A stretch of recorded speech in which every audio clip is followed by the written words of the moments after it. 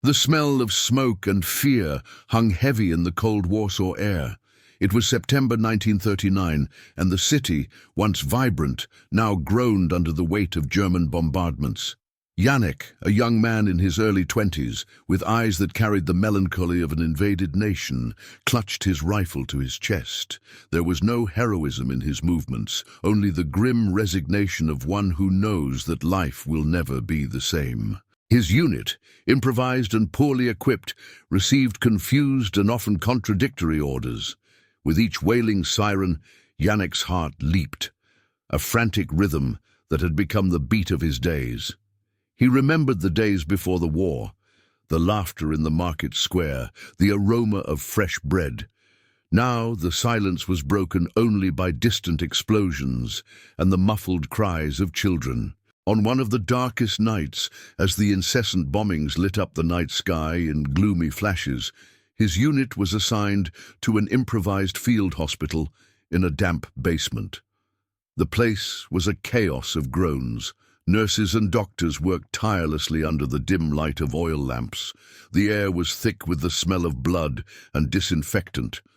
Janek was exhausted, hunger gnawing at his insides. He had saved his small ration of bread and a piece of cheese, a treasure in times of scarcity. As he waited for his next task, he noticed a figure in a dark corner, crouched. It was a nurse, her shoulders trembling slightly. The light of a nearby candle revealed a pale, tired face, but her eyes, even in the gloom, seemed to carry a silent strength. She rubbed her arms, trying to ward off the cold. Without much thought, driven by an instinct he barely understood, Janek approached. "Here," he murmured, extending the ration. The nurse looked up in surprise. Her lips trembled slightly, but she took the food with gratitude, a fleeting glimmer of hope in her eyes. She whispered an almost inaudible, "Dziękuję, thank you."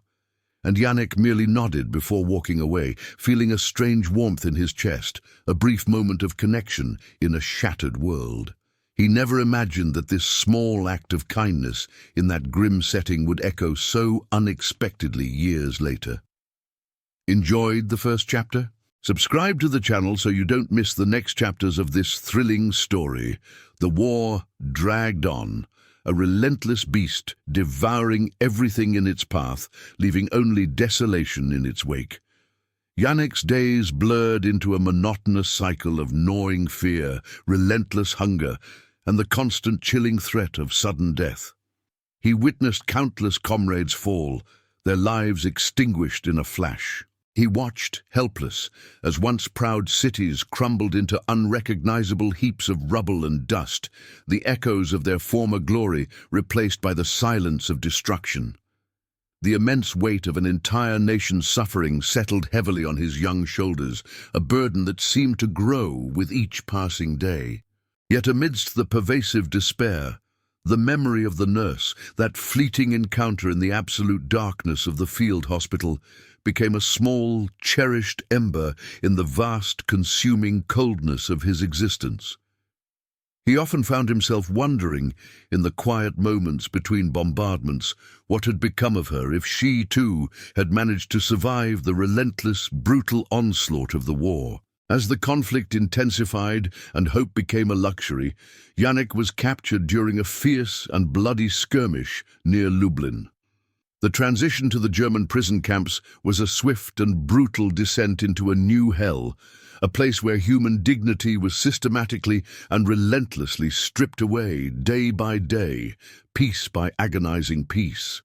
Days turned into weeks, weeks into soul-crushing months. The cold bit deep into his bones, a constant gnawing pain, while the meager portions of food were barely enough to sustain life, let alone offer any comfort. Hope was a luxury few could afford, a whisper easily silenced by the grim reality of their captivity. Yet Janek clung fiercely to the thought of his family, the faint, almost ethereal image of his mother's gentle smile, and the quiet, stubborn resolve that he would somehow endure this new torment. He quickly learned the brutal art of survival, subsisting on scraps, finding what little warmth he could in the huddled bodies of his fellow prisoners, and communicating in hushed, desperate whispers, sharing fragmented stories of a life that now seemed impossibly distant, a dream from another world. One frigid, biting morning, a group of prisoners, including Janek, was marched out of the camp. They were being transferred, though to where no one knew, adding another layer of terrifying uncertainty. The journey itself was arduous, a grueling, relentless march through desolate, snow-covered landscapes under the cold, watchful eyes of armed guards whose indifference was palpable. Many fell along the way, succumbing to sheer exhaustion and the unforgiving, biting cold. Janek, however, driven by a stubborn, unyielding will to live, pushed relentlessly through the searing pain, each agonizing step a silent testament to his remarkable resilience. He witnessed the profound suffering of others, the vacant, haunted stares, the emaciated bodies that were little more than skin and bone, and felt a profound, shared sense of despair that bound them all. The war had taken so much, an immeasurable toll, but it had also forged an unbreakable bond among those who had endured its unspeakable horrors.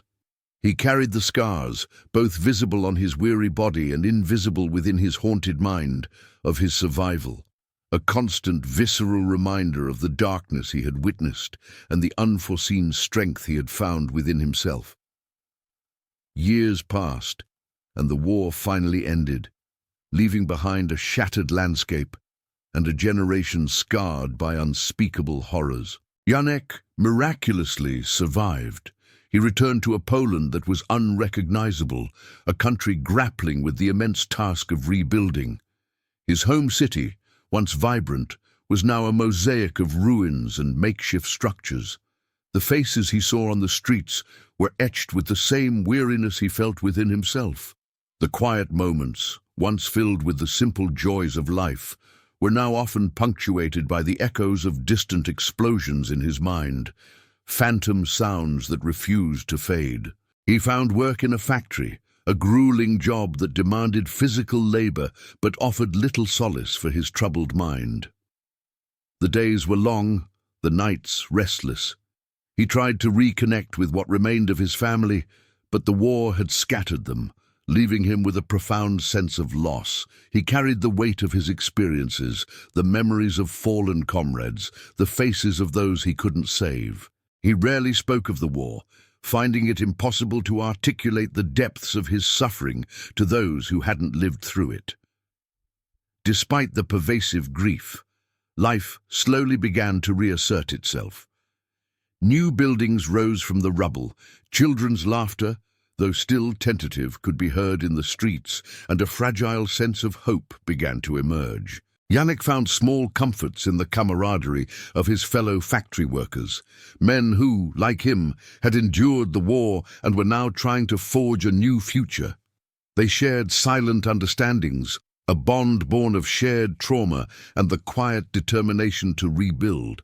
He started to visit local markets, observing the slow return of normalcy, the vibrant colors of fresh produce, the chatter of vendors. He found himself drawn to the small acts of everyday life, the resilience of the human spirit in the face of overwhelming adversity. He learned to appreciate the simple fact of being alive, of breathing the crisp air, of seeing the sun rise over a rebuilding city. Just as Janek began to find a semblance of peace, a new shadow fell upon his life. One ordinary Tuesday, as he walked home from the factory, two stern-faced men in dark coats intercepted him. They were officers of the newly established communist government security apparatus. Their questions were sharp, their eyes cold and accusatory. Janek was bewildered. He had done nothing wrong, had kept to himself, trying to live a quiet life. But in the volatile political climate of post-war Poland, innocence was a fragile shield. He was accused of collaborating with the former regime, of aiding the enemy during the war. The charges were vague, based on fabricated evidence and the testimony of individuals he didn't know. Janek vehemently denied everything, his voice trembling with a mixture of fear and outrage. He had fought against the invaders, had suffered in their camps. How could he be accused of such a betrayal? The officers, however, were unmoved. Their minds seemed already made up, their purpose clear. He was taken to a grim, imposing building, a former Gestapo headquarters now repurposed by the new authorities. The interrogation rooms were stark, the air heavy with an unspoken threat.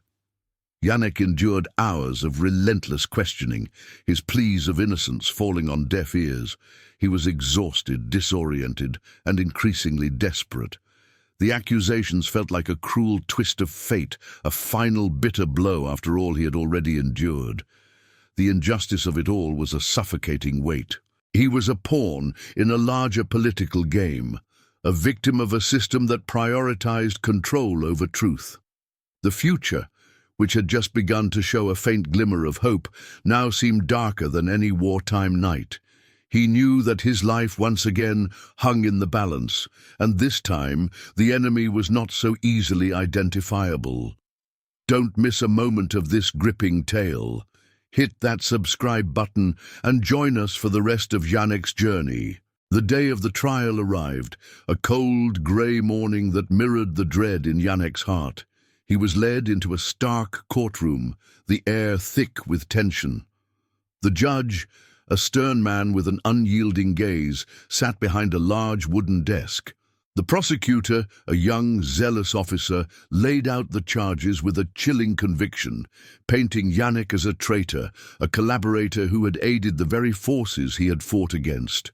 Janek listened, his mind reeling, the absurdity of the accusations almost unbearable. He felt the weight of every eye in the room, the silent judgments, the whispers that condemned him before he even had a chance to speak. As the prosecutor called his first witness, a woman stepped forward. Janek's breath caught in his throat. His eyes, accustomed to the dim light of the courtroom, struggled to focus on her face. She was older now, lines of hardship etched around her eyes, but there was no mistaking her. It was the nurse, the same woman he had encountered in the dark, chaotic field hospital all those years ago, the one to whom he had given his meager ration of bread. A jolt of recognition, mixed with a surge of disbelief, ran through him. He hadn't seen her since that fateful night, had never expected to. She stood tall, her gaze steady, as the prosecutor began his questioning. Janek watched her, a knot forming in his stomach. Would she remember him? Would she speak against him? The thought was unbearable. He remembered the brief, shared moment of humanity, the quiet gratitude in her eyes. It seemed impossible that she could be part of this cruel charade. The courtroom felt suddenly smaller, the air even heavier. The past, which he had tried so hard to bury, had resurfaced in the most unexpected and terrifying way, bringing with it a flicker of hope and an overwhelming wave of fear. The prosecutor's questions continued, a relentless assault on the atmosphere, probing the nurse, Anna, about her wartime experiences and her tireless work in the makeshift field hospital. Janek held his breath, every nerve taut, bracing himself for her to implicate him, for the final, devastating blow to fall. The air in the courtroom hung heavy, thick with the unspoken judgments and the weight of his precarious fate. But then, something utterly unexpected happened, a sudden shift in the rigid script of the trial. When asked if she recognized anyone in the courtroom from her chaotic time at the hospital, Anna's eyes swept slowly across the room. They paused, lingering for a pivotal moment on Janek's gaunt face. A flicker of recognition, subtle yet undeniable, crossed her features, a dawning comprehension that sent a jolt through Janek's weary heart. "Yes," she said, her voice clear and strong, cutting through the tense silence of the courtroom like a beacon. "I remember him." A barely audible murmur rippled through the room. Janek's heart pounded against his ribs, a frantic drumbeat of anticipation. This was it. The moment of truth. He braced himself for the worst possible accusation, for the final piece of the puzzle to condemn him. But what followed was not an accusation, but a powerful testament. Anna recounted that harrowing night in the field hospital, the overwhelming despair, the biting cold that seeped into every bone. She spoke of her own exhaustion, her gnawing hunger, and then, her voice softening with a tenderness that surprised everyone, she described the young soldier who had approached her in the impenetrable darkness. "He offered me his ration," she stated, her gaze meeting Janek's across the silent courtroom. "A small piece of bread and cheese. He didn't have to. No one else did. It was an act of pure, selfless kindness." The courtroom was utterly silent, every person caught in the unexpected pivot of the narrative. The prosecutor looked visibly surprised, his carefully constructed narrative of treachery beginning to unravel before his very eyes. The judge leaned forward, his expression unreadable, a subtle shift in his posture indicating his rapt attention. Janek, overwhelmed with a mixture of profound relief and disbelief, felt hot tears welling in his eyes. This woman, whom he had helped in a fleeting moment of shared vulnerability, was now, years later, his unexpected savior. Her testimony, a simple act of remembering a forgotten kindness, had shattered the carefully laid trap of his accusers. The crushing weight of the injustice began to lift from his chest, replaced by a fragile yet powerful sense of hope that bloomed amidst the stark reality of the courtroom. The nurse's testimony had a profound and immediate impact.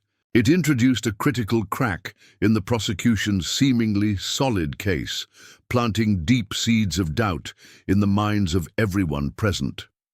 The prosecutor, now visibly flustered, his composure slipping, desperately tried to discredit her. He aggressively suggested her memory was flawed, that she was mistaken, perhaps even confused by the trauma of war. But Anna's calm demeanor and the unwavering sincerity in her voice made it incredibly difficult to dismiss her words. She stood firm, her recollection unwavering, her quiet dignity contrasting sharply with the prosecutor's increasingly agitated and desperate tone. Other witnesses were called, their testimonies largely based on hearsay, coerced statements, or vague recollections, now seemed less convincing, almost flimsy. The defense attorney, a shrewd and determined man, seizing the golden opportunity, began to highlight the glaring inconsistencies in the prosecution's evidence. He meticulously pointed out the lack of concrete proof and the heavy reliance on circumstantial claims and coerced confessions. The atmosphere in the courtroom shifted dramatically. The initial certainty and air of condemnation that had hung heavily began to dissipate, replaced by a palpable sense of uncertainty and a growing suspicion towards the prosecution's true motives. Janek, observing the unfolding drama, felt a surge of renewed hope course through him. The nurse's unexpected appearance and her powerful, truthful testimony had given him a fighting chance, a lifeline he hadn't dared to imagine. He looked at her, a silent message of profound gratitude passing between them, a shared understanding that transcended words. He realized with a new clarity that even in the darkest of times, acts of kindness, no matter how seemingly small or insignificant, could have unforeseen and profoundly positive consequences. The trial, once a terrifying, inescapable ordeal, had miraculously transformed into a battle for truth, and for the first time in a very long time, Janek felt that victory might just be within reach. The narrative of his life, once solely defined by suffering and survival, was now being rewritten by an unexpected twist of fate and the enduring power of human connection. Don't miss out on the thrilling conclusion of Janek's story. Hit that subscribe button and join us for the rest of his incredible journey. The trial continued its painstaking course, and the defense, now bolstered significantly by the nurse's compelling testimony, began to systematically dismantle the prosecution's shaky case. Janek's lawyer, a shrewd and determined man whose sharp intellect was finely tuned, meticulously presented irrefutable evidence of Janek's unwavering loyalty to Poland during the war. He produced official records of his distinguished military service and brought forth moving testimonials from former comrades who vehemently vouched for his impeccable character and bravery. He highlighted the utter absurdity of the accusations, arguing passionately that Janek, far from being a collaborator, was in fact a victim of the very regime he was accused of aiding, possessing absolutely no motive for such a heinous betrayal. The prosecutor, increasingly desperate as his case crumbled, resorted to aggressive, almost frantic tactics. He attempted to intimidate witnesses and brazenly twist their words, trying to regain control of a narrative that was rapidly slipping away. But the truth, once given a clear and resonant voice, proved remarkably resilient. The nurse, whose name was indeed Anna, remained a steadfast and unwavering presence on the stand. Her quiet strength and undeniable sincerity served as a powerful counterpoint to the prosecutor's bluster and increasingly frantic accusations. She even provided additional precise details about the chaotic field hospital, subtly corroborating Janek's own vague and traumatized recollections of that chaotic night, thereby solidifying her credibility beyond doubt. The court, initially swayed by the pervasive political climate and the weight of the new regime, began to visibly lean towards Janek's innocence. The judge, though outwardly stoic and maintaining a rigid composure, showed subtle yet discernible signs of skepticism towards the prosecution's increasingly flimsy and unsubstantiated arguments. The entire atmosphere in the courtroom shifted dramatically, transforming from one of rigid condemnation to one of careful, deliberate consideration. The elaborate web of lies, once so carefully and maliciously woven, was now unraveling thread by painful thread, exposed completely by the unyielding light of truth and the unwavering heartfelt testimony of a woman who simply remembered a profound act of human kindness.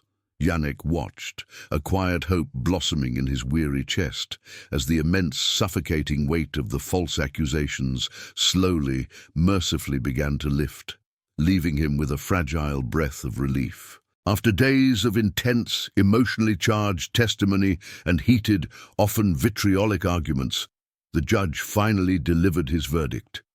The entire courtroom held its breath, suspended in a moment of profound silence.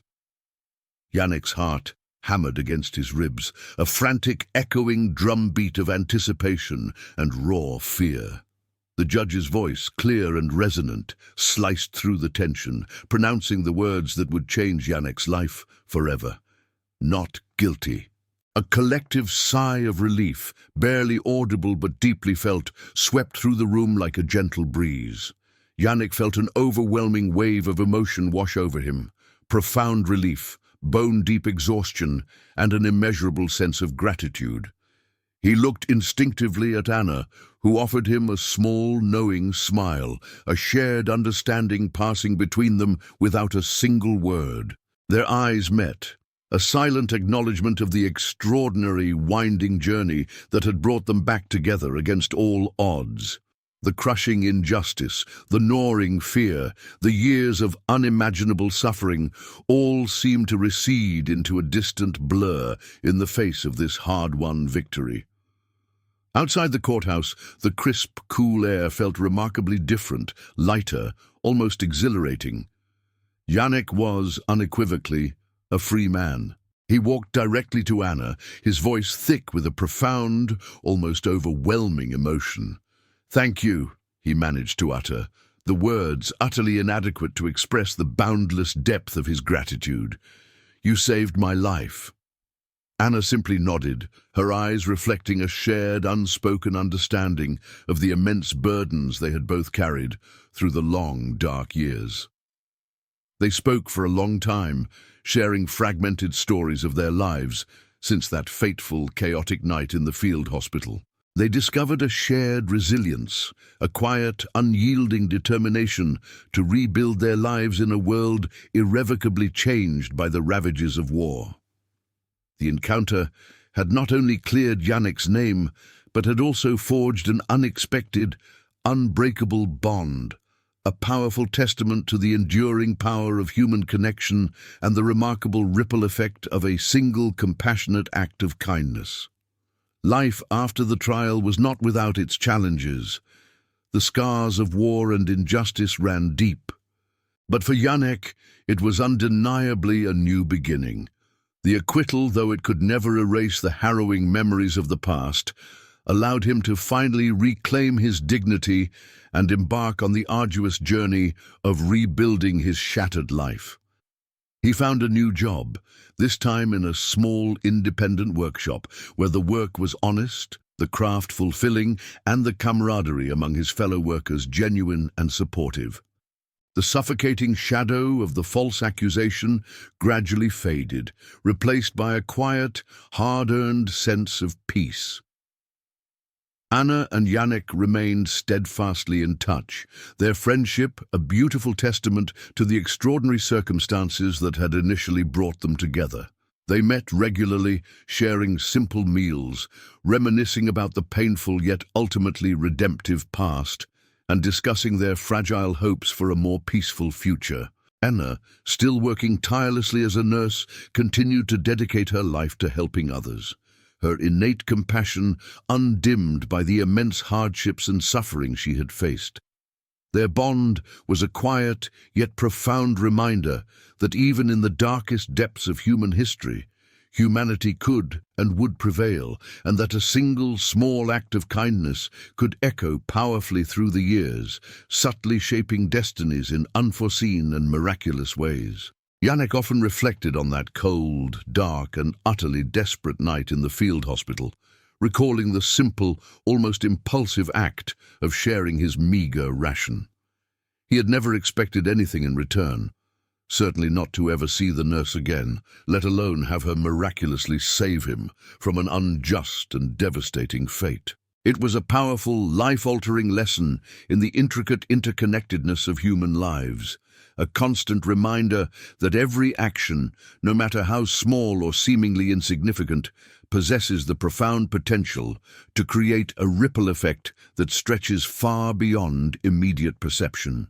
The war had taken so much from him: innocence, youth, peace, but it had also, in a strange and utterly unexpected way, led him to a profound understanding of compassion, unbreakable resilience, and the enduring power of human connection. He carried the memories, both agonizingly painful and profoundly beautiful, but now he also carried a deep, abiding sense of gratitude and a renewed, unwavering belief in the inherent goodness of people, even in a world that had witnessed so much unimaginable darkness. Thank you for watching Janek's incredible story. If you were moved by his journey and the power of human connection, please subscribe to our channel for more compelling narratives that explore the depths of the human spirit.